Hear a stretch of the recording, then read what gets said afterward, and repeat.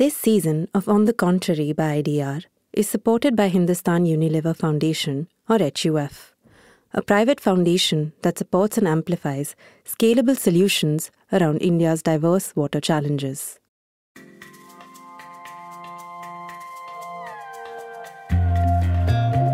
You're listening to On the Contrary by IDR, a show featuring unlikely conversations on topics that affect our future. Hear differing perspectives from leaders and experts as they help us make sense of the most pressing issues of our time. Here's your host, Smaranita Shetty. India is the largest user of groundwater in the world, with more than 80% of our population depending on it either for drinking water or for irrigation and agriculture, making it a lifeline for many citizens in the country. When we talk about groundwater, we are essentially talking about the water that is found below the Earth's surface. It acts as a critical buffer against the variability of monsoon rains, which have become even more unpredictable due to climate change. In large and small cities, we're also seeing residents begin to rely more and more on groundwater due to unreliable and inadequate municipal water supplies. Essentially, we're a groundwater economy. We also have a groundwater problem. Overextraction of water over the years is threatening the overall water security in the country. What makes this resource even more difficult to manage is that it is invisible to the naked eye, and often, what is out of sight is out of mind. Chatting with us today on the state of India's groundwater and to discuss what's happening on the policy side and what's shifting in practice are our two guests, Mala Subramaniam and Dr. Himanshu Kulkarni. Mala is the CEO of Arghyam, a foundation that takes a data-driven approach to helping transform India's water and sanitation systems. Her work focuses on mapping out a sustainable water security journey for governments, nonprofits, and communities. Dr. Himanshu leads ACWADAM, a knowledge institution and a think tank on groundwater. A hydrogeologist by qualification, he has been actively involved in the advocacy for stronger programs on groundwater management in India for close to 4 decades. Mala, coming to you first.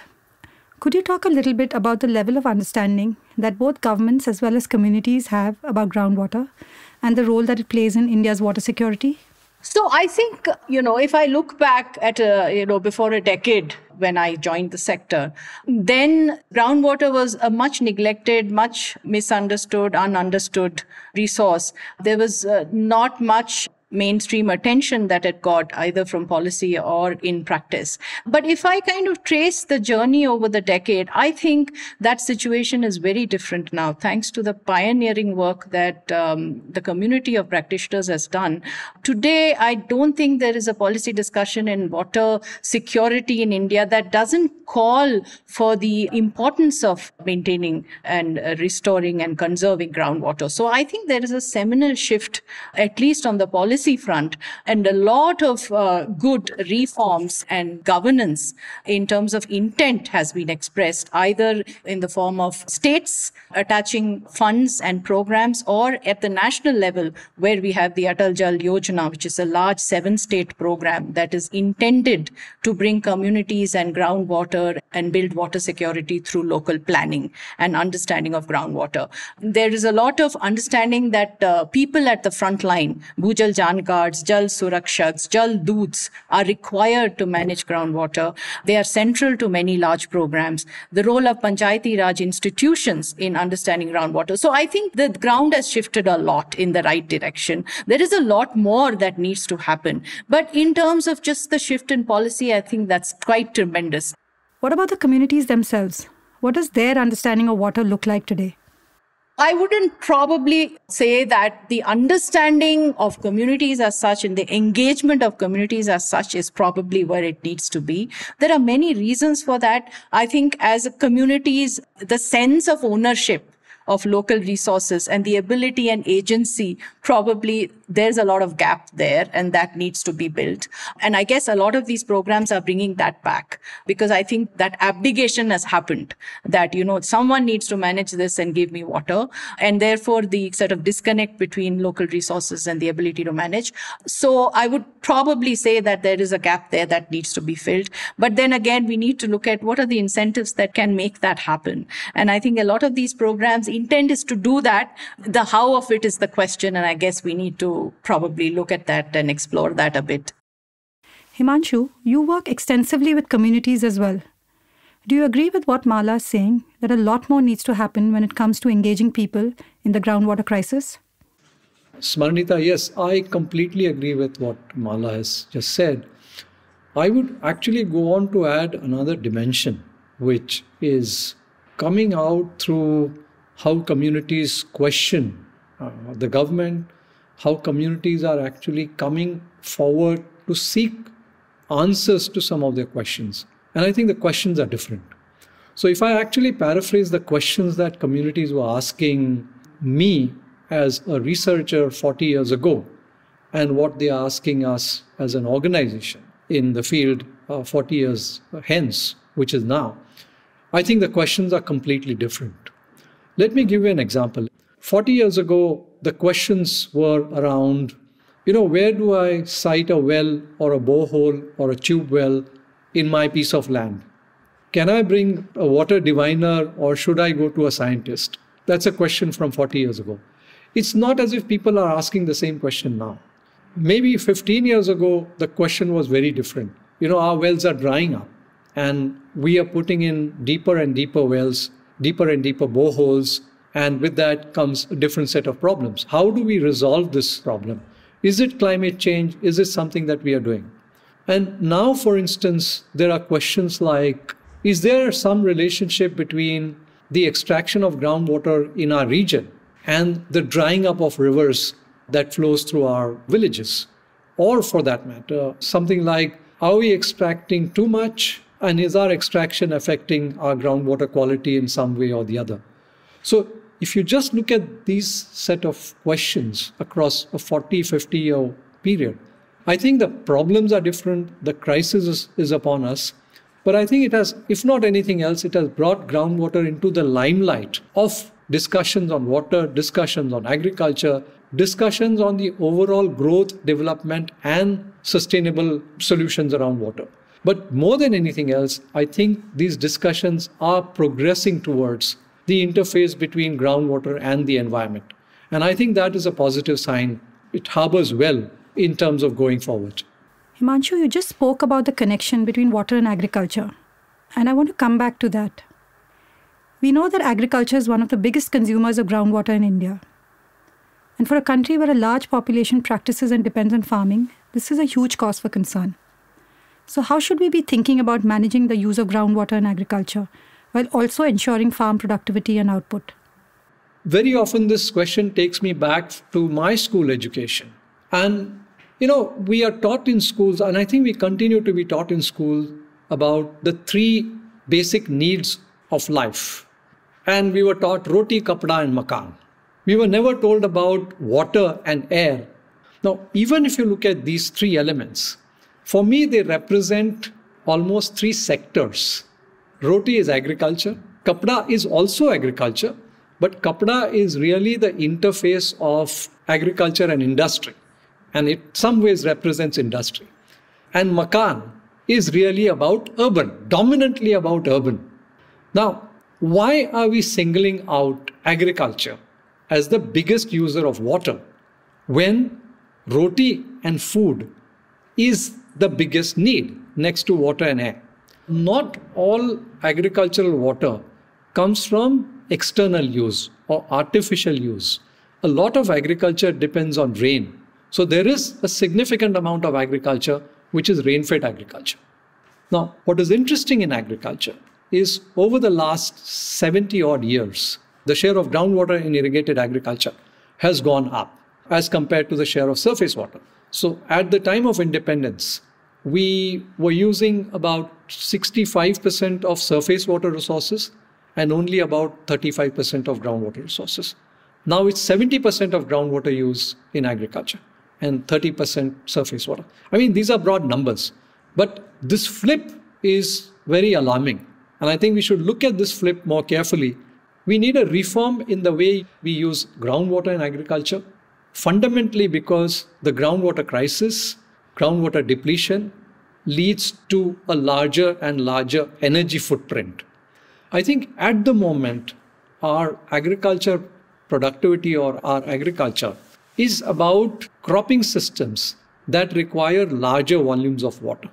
We need to flip this around, and we need to look at crop and crop productivity from a water conservative index. So what are the crops that we can produce in the minimum amount of water?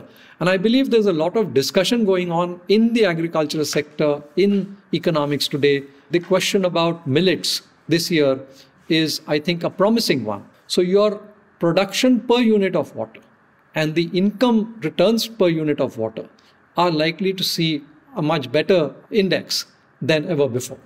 So that's more or less on the agriculture side. Mala? I think the problem is water, but the solution is at the intersection of water and all the things that we talked about, right? Agriculture, energy, urban. But there's very little investment in solving at the intersection. There's no such thing as water for water. It's water for livelihoods, water for health, water for climate change, water and energy together for betterment, etc. When you say water agriculture, it's basically water for livelihoods, right? When you say water and housing, it's water for better urbanization. And water and quality is really for better health. And then water and lesser emissions is for better climate change. So what I'm trying to say is water for water's sake, while we kept looking at it like that, perhaps there's an expiry date on that sort of thinking. And really, we need to look at water for what? And then the questions arise is, what is the equation between water and agriculture? How do we look at the trade-off? Who decides, right? And therefore, when you scale something that is not looking at intersections, you're probably going to have a problem that explodes at scale, right? So you would want to understand that before you do that. I think that's an extremely important point. Because, if you talk about livelihoods in the absence of water, or if you talk about energy in the absence of water, you aren't going to get the complete picture. Which also brings me to my next question. Because water is so integral to everything we do, different sectors, various industries, and a range of people need to be involved when it comes to managing our depleting groundwater, right? Mala, could you speak a little bit about who these different actors are in the water sector and what will it take for them to work together? I think the actors at the gross level, it is the government, it is the markets, and it is civil society. So the question really is in how do we sort of design better? How do we leverage what is already available and which is being used for various other things, but not apparently for social impact? How do you bring all of that, right, in terms of thinking at population scale, bringing the digital support that is allowing us to do so many things differently and different things at scale, and bring it to the sector? What does it take to bring new age thinking and new age technology? If you look at anything, it's 30, 40 years old, a lot of the things. And yet what we are saying is the input side we'll tweak a little bit linearly, but somehow on the output side, we want magic to happen. We want 100x kind of returns in terms of, it's not going to happen. So in some sense, I feel like we really need to sit back and design this better, understand the strengths of various stakeholders, understand what is missing and we can bring from the for-profit sector, and then put it all together in ways that the program actually is designed for next gen. And we have to recognize it's not happening. I think that's the first step. You're listening to On the Contrary by IDR. We'll be right back after this break. जब जैसी जैसी training होती गई वैसे मुझे मेरे समझ में आया कि खेती ही सबसे बेस्ट है, कि खेती करने में भी सबकी भलाई है. जैसे कि अन्न है, अन्न सुरक्षा है, शाश्वत विकास है, हेल्थ है, तो खेती करने में ही सब मिलता है.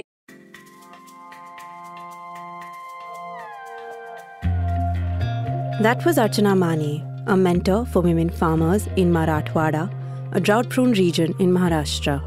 While women have been cultivating land for decades, less than 2% of India's agricultural land is owned by women.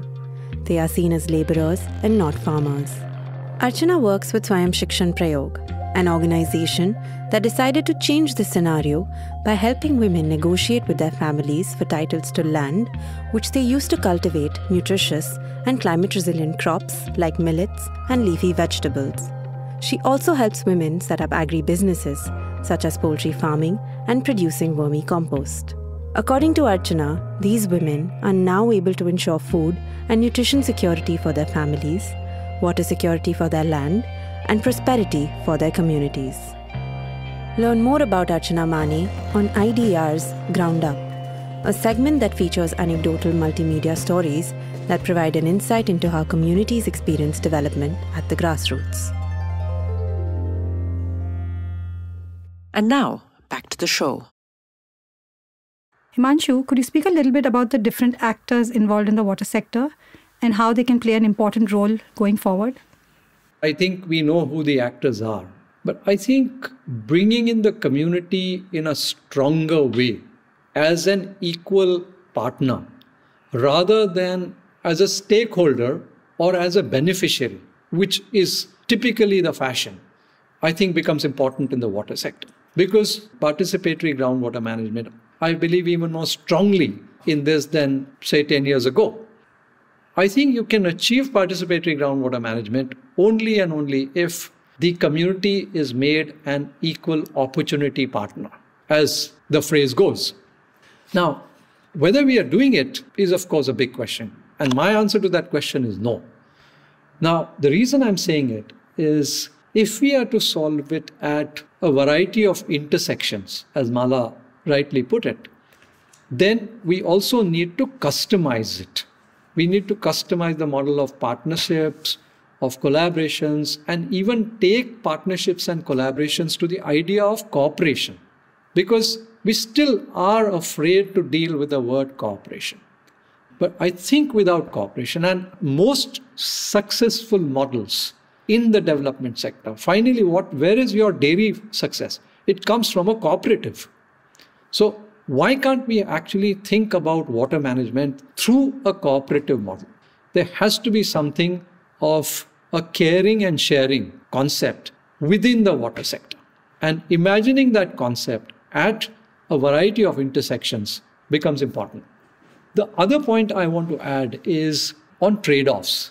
And I think there are many, many trade-offs. But I think the biggest trade-off is really between what has come as a legacy to us through a system of traditions and how do we look at the future through the lens of innovation, through the lens of technology. I'll just end with an example.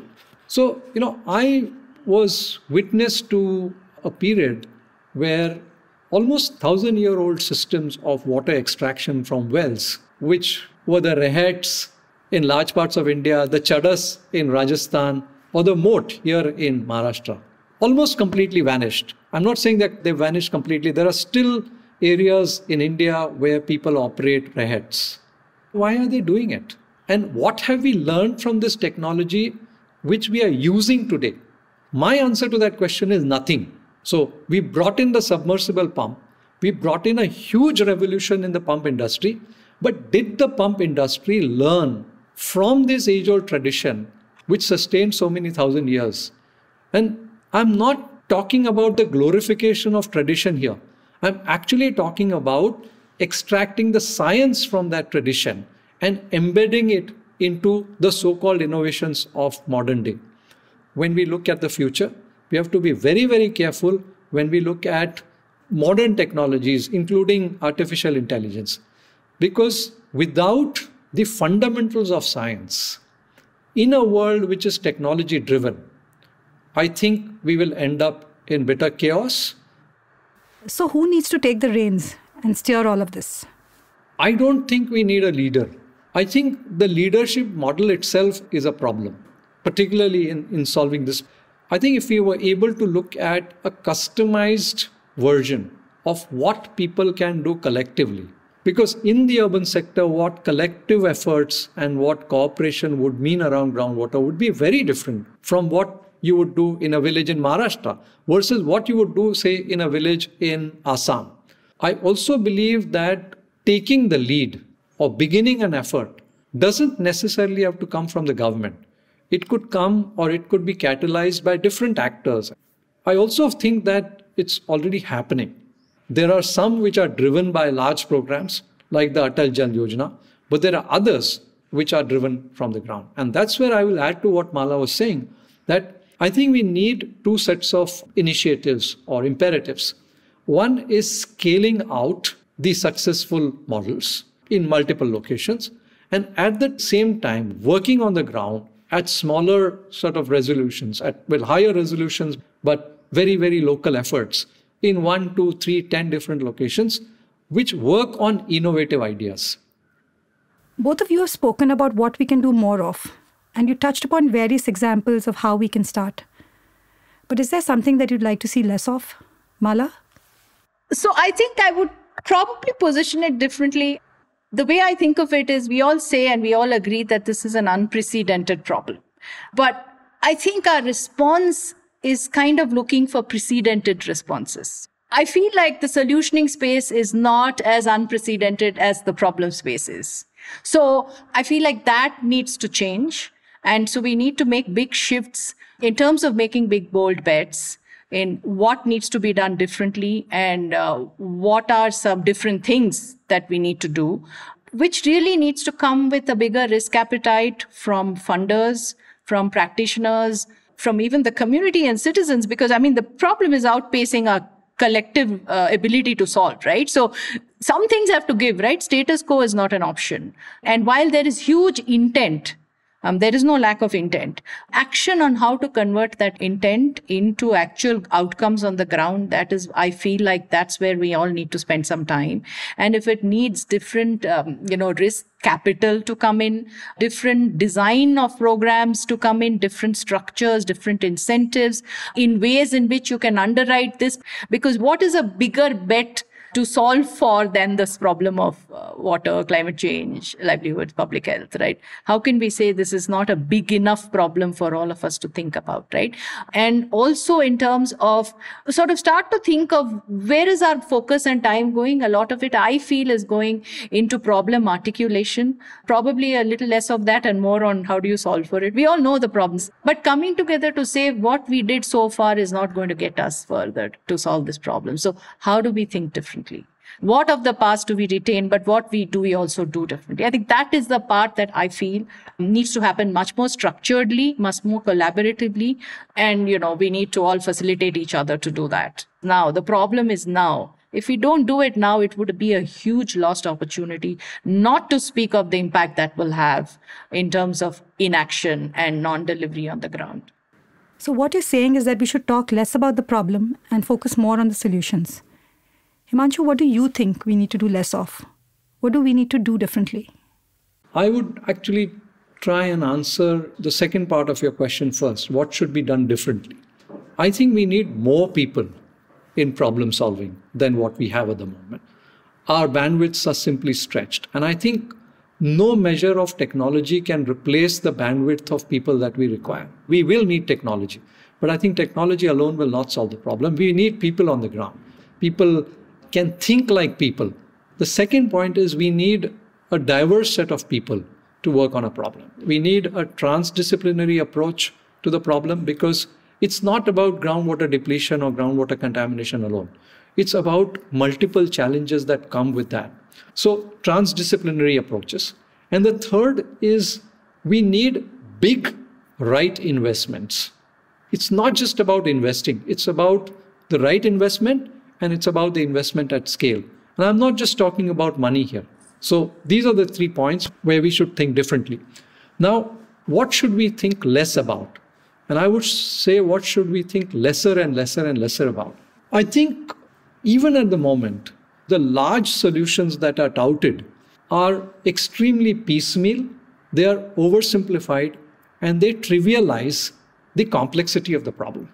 I've often seen people talk to me that, what is groundwater recharge? Groundwater recharge is simply about pushing more and more water into the ground. If we push more and more water into the ground, we'll solve this problem. But is that effective? Is it enough? I think our solutions are still ingrained on the supply side. Now, we want to augment, we want more, we want to put in more, we want to therefore extract more or sustain that excessive extraction, and that's where it ends. It's called the low-hanging fruit. When are we going to stop picking the low-hanging fruits and really address the core of the problem? When it comes to India's groundwater problem, one thing is clear. The time to act is now.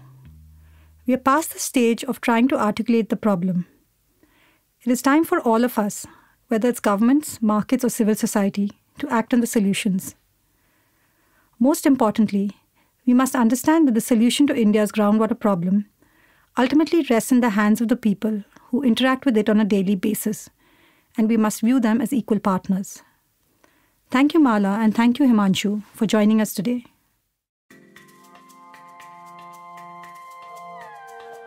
On the Contrary by IDR is produced by Rachita Vora, Smaranita Shetty, Sneha Philip, and me, Shreya Adhikari.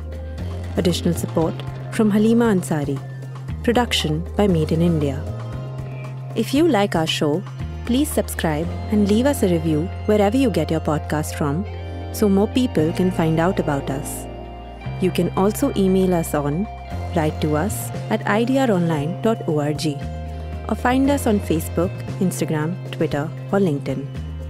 Thank you for listening and see you next week.